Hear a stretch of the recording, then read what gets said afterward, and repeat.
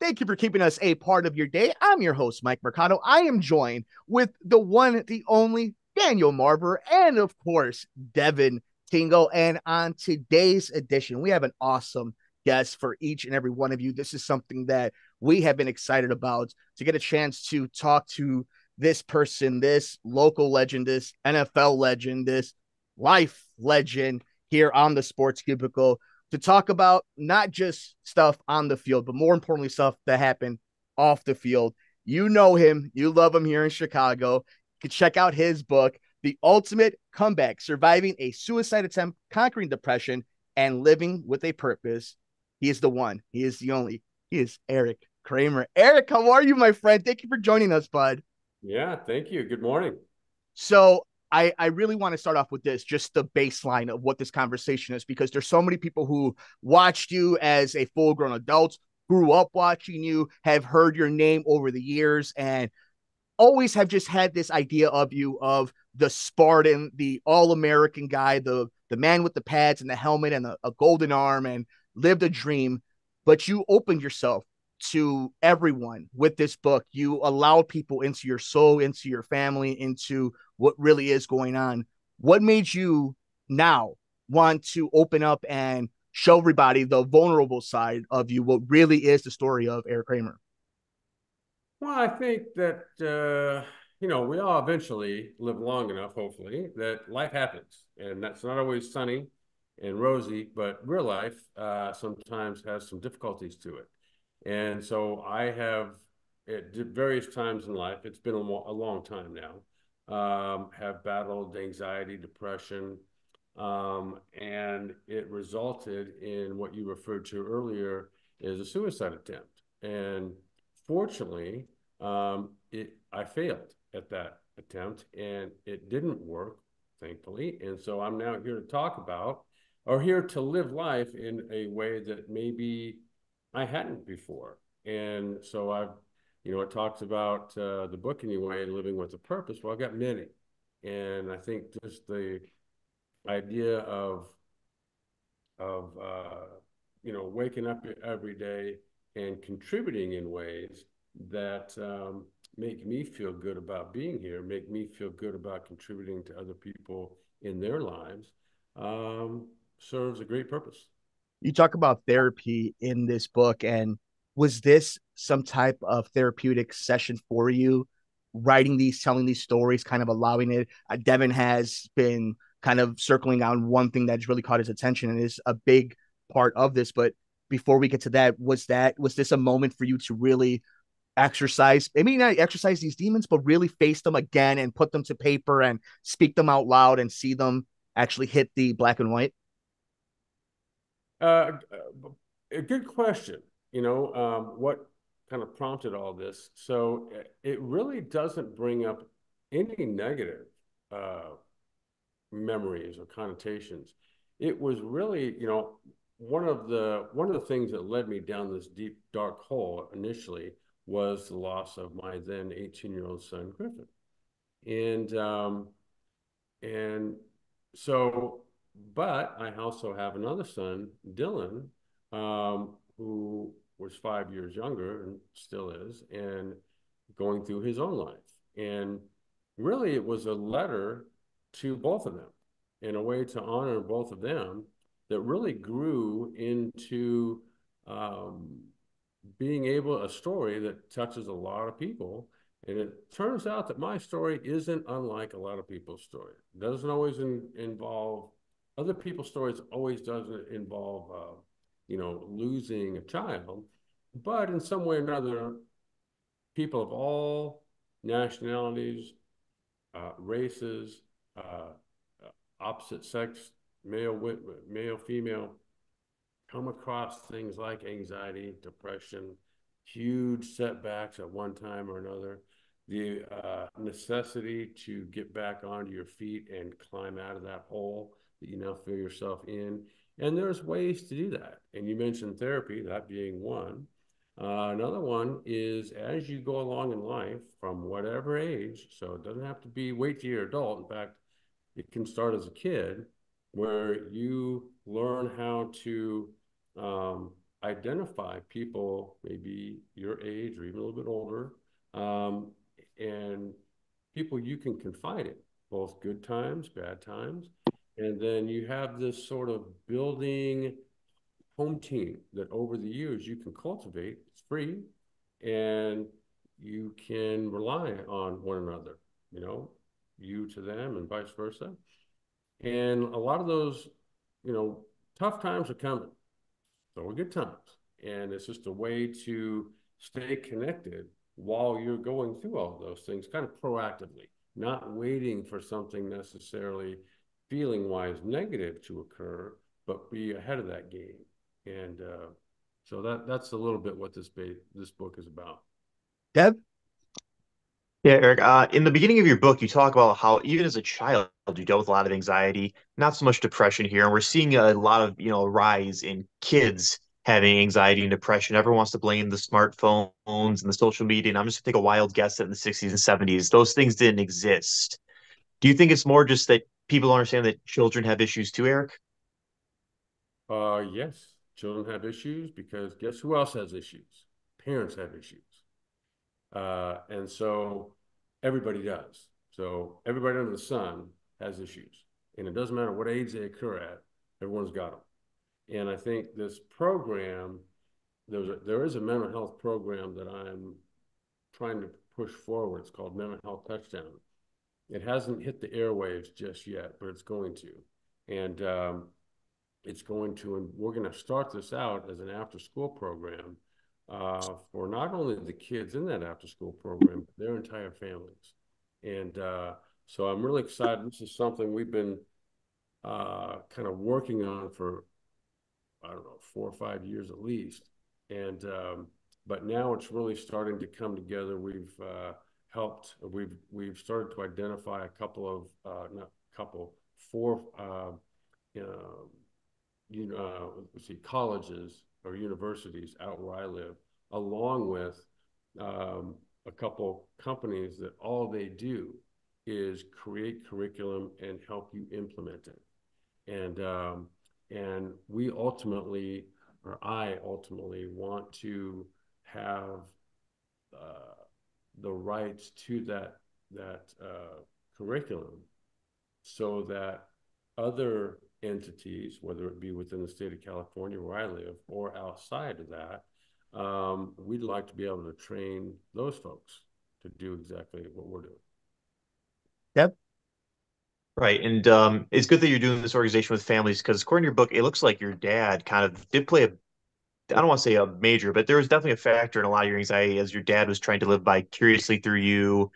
I mean, he told me you wanted to quit baseball, he lost it. And just it seems a lot like this was sort of what your dad was really pushing you to do. Do you feel like that played a factor here? And if maybe your dad wasn't trying to live vicariously for you, do you think you would have ever even played football? That's a good question too. I don't know. I can't answer that. I only can go on what did happen. And, you know, to say that I didn't have a perfect childhood would be an understatement. To say that both of my parents had an imperfect childhood would also be uh, not true statement. And so we can only do, speaking of my dad or my mom, we can only do what we have based on what we know, right? And so that my dad lived vicariously through me, well, if you'd have had his childhood, or if I'd have had his, I'm not sure what my choices in life would have been either. And so uh, rather than look to say, well, you know, hey, if you had done it this way, then I would have turned out differently somehow. Rather than kind of go there, um, I just embrace what happened and try to, over time, um, become more complete myself. And I guarantee you, Devin, I have at one time at least, millions of times most likely failed in that. But as always, we try to, you know, we just get back up on the horse and keep trying. Mhm. And through reaching out, whether it be writing a book, whether it be talking to others, getting their feedback on our experiences and their experiences, we learn how to maybe get feedback as to what could be a better way. Marvelous. Hi, Eric. This is Dan. I'm the only one on the panel that actually saw you play. Well, you, hey, for the other two, Dan, yeah, there's this thing now called YouTube. yeah. But those of you listening can look this up. He's the finest Bears quarterback to go to a college in North Carolina. Oh, come on. That cheap shot to Mitchell. Eric is here being a classy individual, and Marver, you do something like that. Go ahead, Marver. Okay. So you look at from the outside, NFL quarterback probably is pretty well set financially, and you probably get some kind of pension or whatever. So on the financial side, you think, okay, this guy's going to have a good life after football, and I'm more interested in like the therapy. Does the therapy sort of tell you how valuable you are to your family and your friends and everything else in community, or does it focus on other issues? I'm just curious about the therapy part. Well, okay, so back to your statement about finance. I saw on Football Life, Bill Parcells was was asked a question, and his answer was, he goes, I tell all my players this: when you're done playing, you're never going to remember how much money you made. What you're going to remember is what you did and what you accomplished. And in relation to your question, Marvelous, I would say that it's not necessarily through therapy. Therapy gives me sort of a sense weekly of how I can look to show up, right, in not only my life, but other people's lives in a way that works for not just me, but for them too. And over time, I think I've begun to develop a sense that, I try to think, how can I best show up for this person so that our connection over time grows? And it's through that, others, the next one, and so on, through multiple connections, that I think we really get the sense of what our lives mean to others.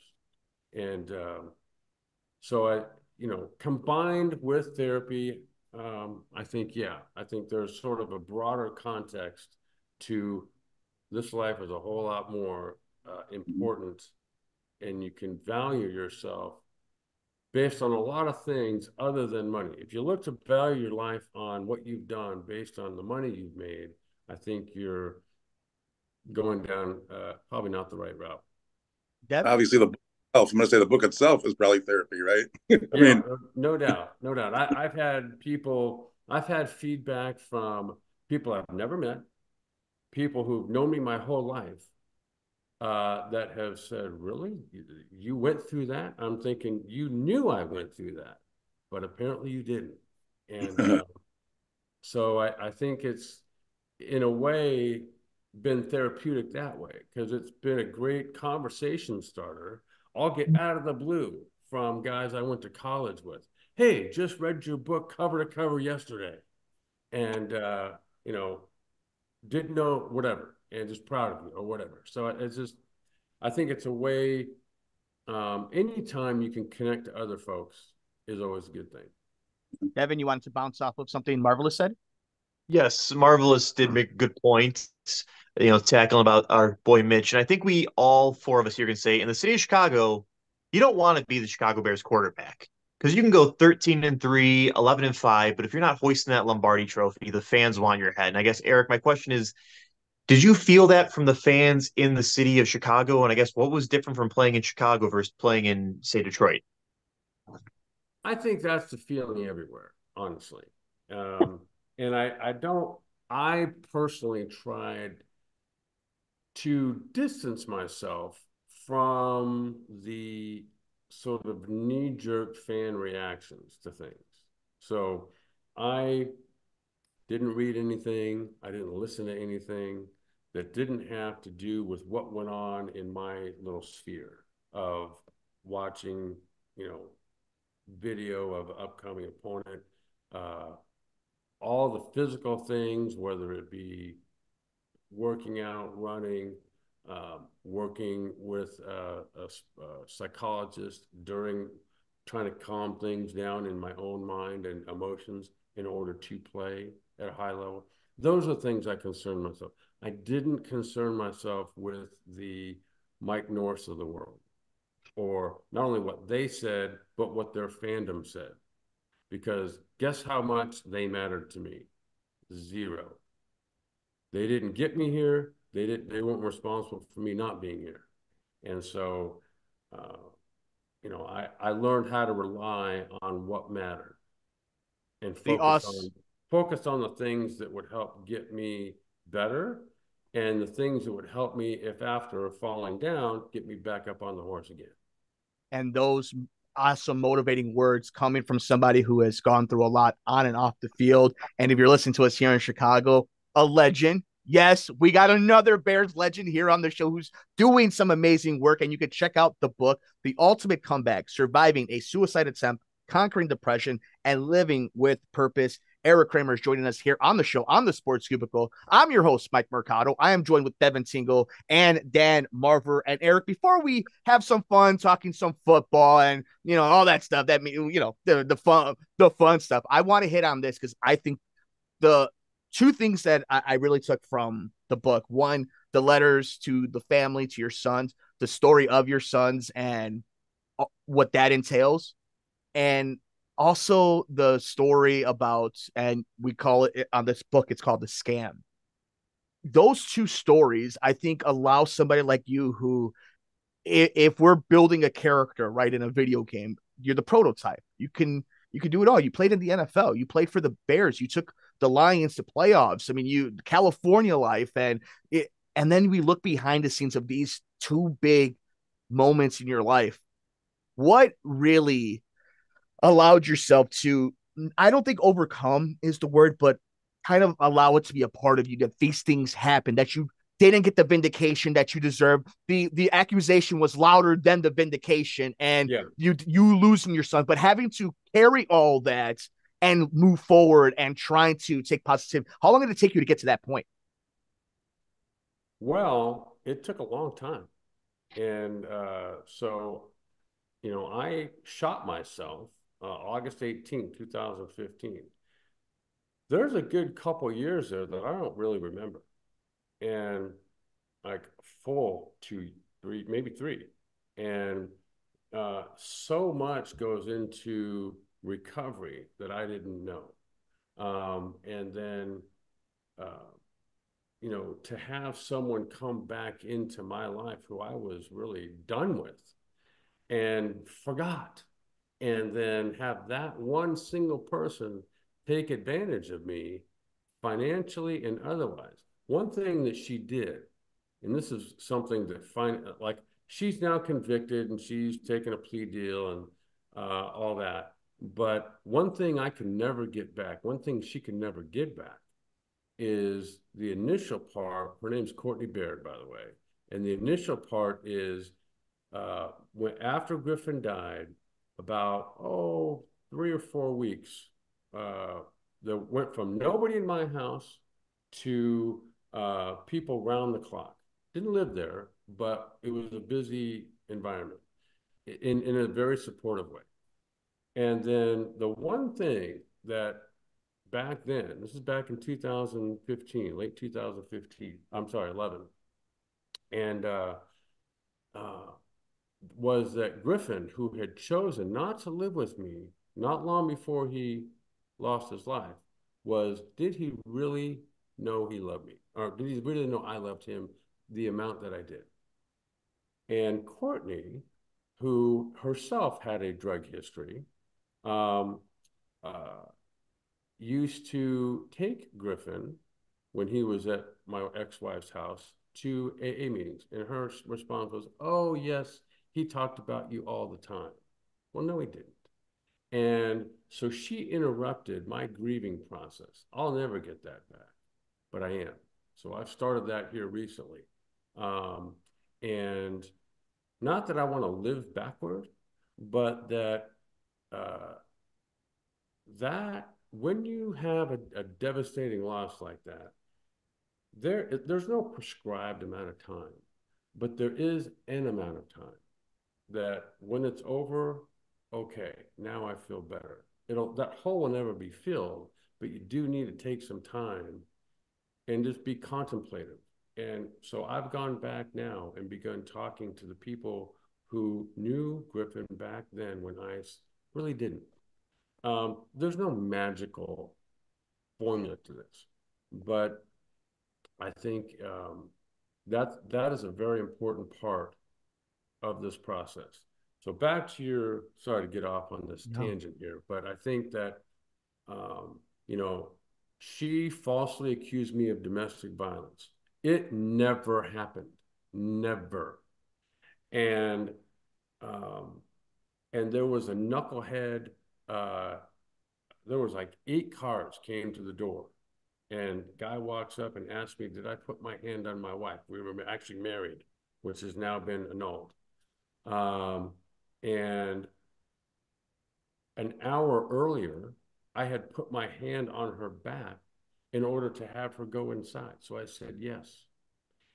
He says, "Oh, turn around, put your hand." Now I'm in handcuffs and arrested. So he did no investigation, zero. The police report was falsified by her. So she contradicted herself all over the place. And so to have my name tarnished on something I didn't even do. In fact, I was the one and only victim, and she was the one and only suspect. And to have such an inept sheriff's department, that's actually the one they came from the department where I ran up or walked up the steps, find out Griffin was passed away. And it was Dylan who had to come get me out of jail after I'd been arrested. And I walked, and as we're walking out, I looked over and said, "Dylan, those are the steps that I found out Griffin passed away on." And here I am walking out of freaking jail based on a false domestic violence phone call. So Courtney couldn't go to jail long enough, in my opinion.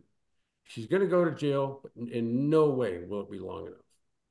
Erik, the stories that you allow us into your heart, into your soul in this book, from when you have to identify your son, what you're told by somebody who could have helped in that situation, how you ended up getting married, what the investigation was like, all that. I highly suggest you all read the book because he goes into detail. When I tell you it will hit a nerve, it will hit your soul, whether you're a parent or somebody that has any form of sympathy or empathy. Check it out. It's The Ultimate Comeback: Surviving a Suicide Attempt, Conquering Depression, and Living with a Purpose by Erik Kramer. And Erik, we can't, obviously, Chicago loves you. The Midwest loves you. So there's a couple questions we have to head on. There's no way we're gonna have somebody like you on and on. Your thoughts on Caleb Williams, 18, the new Chicago Bear. He's doing something that you've done before, playing at Soldier Field with the crazy fans that are Chicago Bears fans in the lakefront. Your thoughts on when the Bears landed the number 1 pick, drafted the number 1 pick, and now that we're just a few days away from pads and helmets and actual contact, but football is around the corner. What do you think about the Bears' new quarterback? I love him. And I think he has I think in college at times he made the game a little too difficult. Do you remember maybe, I forget what, 2-3 years ago when Patrick Mahomes started making the game, like he'd be a wide open guy to the right and he'd not throw him the ball and look for some home run on the left, run around, no one's open, and now he's got to make something happen, incomplete pass, interception, whatever. Well, that lasted for the good part of it, more than a half a year. So that to me was Caleb Williams in college and at times. But I think what I'm getting the impression of now is he's become a much more structured quarterback, which in a way is exactly what you want. You want the offense to be structured. You want all the players, not just the quarterback, operating within that scheme. And then when you have the necessity to have the magic sauce, he's got it. So if he can play in that form, that would be awesome because he's too talented, too athletic, got a great arm, accurate, can throw with anticipation. The one thing I think that he can do that not a lot of other quarterbacks can, or the ones really that play at a high level that need to, is they're able to locate the one critical defender on the field, because there is always one, and then you put him in a bind, and you either freeze him where he's at, or if he's moving in a direction, you can help use another receiver that's next to the one you want to go to, guide him in that direction, and throw opposite. That's what he can do. He can do it on the run. He can do it from the pocket. And I think those are the things that get a lot of people excited, which, it's kind of like when you've got the point guard that everybody else wants. He makes everybody else better, or he at least brings out everybody else's best strengths. I think that's what we're about to see for a long time out of Caleb Williams. Devin, we only have the great Erik Kramer for another minute. So why don't we give you and Dan quick outs to this legend? Devin, really quick, so then I gotta go Erik Kramer. My big question is, much as we would like to say, what was it playing like with Sweetness? You played with another legend in Barry Sanders in the backfield. So what was that like? And where can people find the book if they want to get it? Okay, so the first part of that question is, what was it like playing with Barry? Quiet. So Barry, in all the 4 years that we were there together, I'll bet you I probably either had or caught him having conversations with other people about 10 times. So he was a very quiet, humble. He was the least impressed guy with his own talent of anybody I've ever seen. And as you saw, after his basic non-demonstrations, after going 1-on-11 and scoring, and then flipping the ball to the ref like, I'll be back again. And so he was just phenomenal. He was one of those special people that do special things. And then I think, the other part of your question was what again? The book. Where can they find the book? Yeah, where can they find the book? So, yeah, for right now, you can get it on Amazon. Just type in my name or The Ultimate Comeback.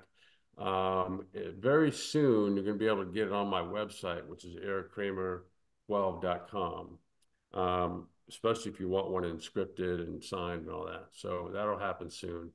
But anyway, for now, it's on Amazon. Marver, say something nice and goodbye to our amazing guest. Say something nice. I like the hope we have for Caleb Williams. That's a good. He has the right mental approach. I think he is. A lot of times you have a great player who is not got the right head, and I think he does. Erik, I agree with you. And I think what the one thing I'll say about that is that, no matter what it is you do in life, football being one of many choices, the roller coaster ride's coming.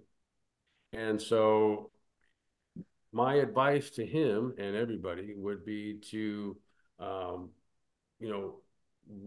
proactively work on your mental and emotional state so that it can ride out whatever trough you end up finding yourself in from time to time, because they're coming.